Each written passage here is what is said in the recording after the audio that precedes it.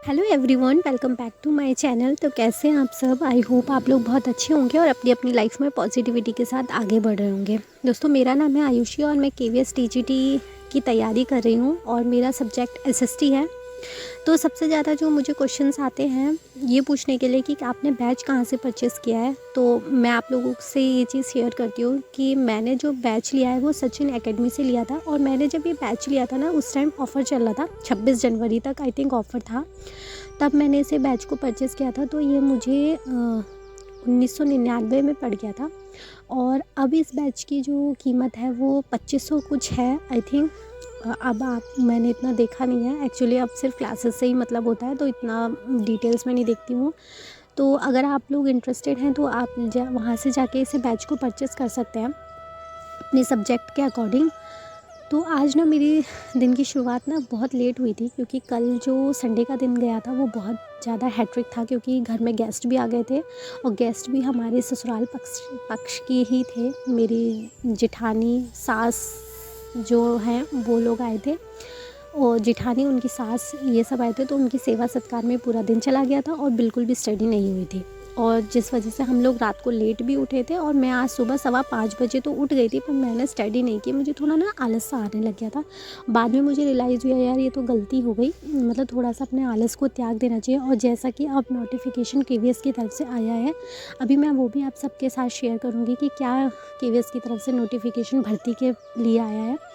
तो अब तो हम लोगों को और अच्छे से जाग जाना चाहिए और अपने आलस को जो है 2-4 महीने के लिए बिल्कुल त्याग देना चाहिए, अगर हमें जल्द से जल्द जॉब चाहिए तो उन्नति भी साथ में उठ गई थी। सबसे ज़्यादा प्रॉब्लम तो यही हुआ था, स्टडी ना करने का रीज़न। उन्नति भी साथ में उठ गई थी और उनको जो है सुलाते सुलाते मुझे 1 से 1.5 घंटा लग गया। वो दोबारा जब सो गई थी तो मैंने सोचा अब मैं अपना थोड़ा सा घर का काम, जो भी रूम है उसकी क्लीनिंग करने के बाद अपना 1 घंटे स्टडी कर लेती हूँ। उसके बाद नहाने और जो बाकी के घर के काम है वो बाद में कर लूँगी। तो अपना एसएसटी की क्लास ली थी, जो पेशवाज लोग रह गए थे उसको कंप्लीट कर लिया था। और आज मैंने ये सोचा है कि जो भी ऐप पे टाइम टेबल है अपना, उसके अकॉर्डिंग ही आज क्लास लूँगी, क्योंकि सिर्फ एक सब्जेक्ट पर फोकस करने से कुछ नहीं होगा।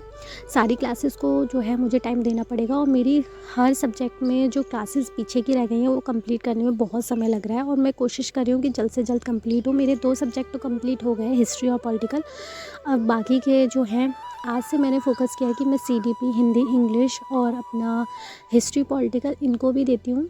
और रीज़निंग और करंट अफेयर्स ना सर जो है हफ्ते में 2 ही दिन करवाते हैं। कंप्यूटर भी हफ्ते में 2 ही बार होता है। डेली क्लासेस नहीं होती है, टाइम टेबल के हिसाब से क्लासेस आगे पीछे भी होती हैं, सब्जेक्ट किसी दिन नहीं होता है। तो ये है कि चलो जिस दिन नहीं हो रहा है उस दिन हम 3-4 क्लासेस करके उस क्लास तक पहुँच जाएंगे जो सर अभी प्रेजेंट में पढ़ा रहे हैं। तो आप लोगों के साथ मुझे एक इन्फॉर्मेशन ये शेयर करनी थी केवीएस की, कि हमारे जैसे हमारे लिए ना एक अच्छा सोचने वाले एक व्यक्ति हैं जिनका नाम एडवोकेट अशोक अग्रवाल है। उन्होंने केवीएस को जो है एक पत्र भेजा था, नोटिस भेजा था, जिसमें उन्होंने बोला था कि जब आपको हाई कोर्ट ने बोल दिया है कि वैकेंसी निकालने के लिए, तो आप लोग वैकेंसी क्यों नहीं निकाल रहे हैं। तो केवीएस का उधर से रिप्लाई आया था। रिप्लाई ये आया था कि हम ना कुछ केवीएस में अब नए पदों पर भर्ती होगी। एक स्पेशल एजुकेशन का पद होता है जो कि अभी तक केंद्रीय विद्यालय में जो है नहीं होता था। तो अब मतलब इस तरीके के कुछ पद जो है बनाए जा रहे हैं नए। तो इनको लेकर जो नियम बनाए जा रहे हैं, इन इन नियमों को लेकर बस हम लोग रुके हुए हैं। जिस दिन हमें अप्रूवल मिल जाएगा, हम उन लोगों को पास हो जाएगा, हम लोगों ने सब चीज़ें तैयार कर ली हैं, बस हमें भर्ती निकालने का ही रह गया है। तो बस मतलब ये है कि सब चीज़ें रेडी हैं, बस हमारे पास थोड़ा सा ही टाइम है। जब अब उधर से वैकेंसी का नोटिफिकेशन जारी हो जाएगा, फॉर्म फिल अप होने स्टार्ट हो जाएंगे, तो हमारे पास बहुत कम समय रह जाएगा। अभी हमारे पास समय है तो हम इसका बहुत ज़्यादा अच्छे से यूज़ कर सकते हैं। एक ना मेरे को कमेंट करा भी था एक उन्होंने, तो मैंने उनको एग्जैक्ट टाइमिंग तो सही क्या बताऊँगी, मुझे खुद नहीं पता एक्चुअली जब आएगी, पर फिर भी मैंने बोला था मार्च बीच में या लास्ट में हमारे नोटिफिकेशन आ जाएगा। तो मुझे लगता है कि अब जब तक जो है हमारा नोटिफिकेशन आ जाएगा, और देखिए जब एक बार वैकेंसी आउट हो जाती है ना, उसके बाद फॉर्म एग्ज़ाम होने में ज़्यादा टाइम नहीं लगता है। तो इसीलिए जो है जैसे ही फॉर्म्स फिलअप होने का नोटिफिकेशन आ जाएगा उसके बाद हमारे पास बहुत कम समय रहेगा।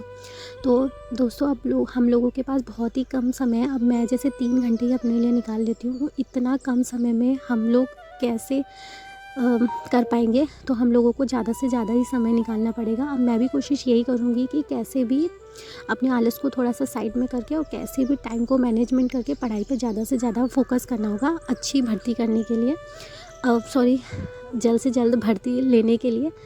बस आज की वीडियो में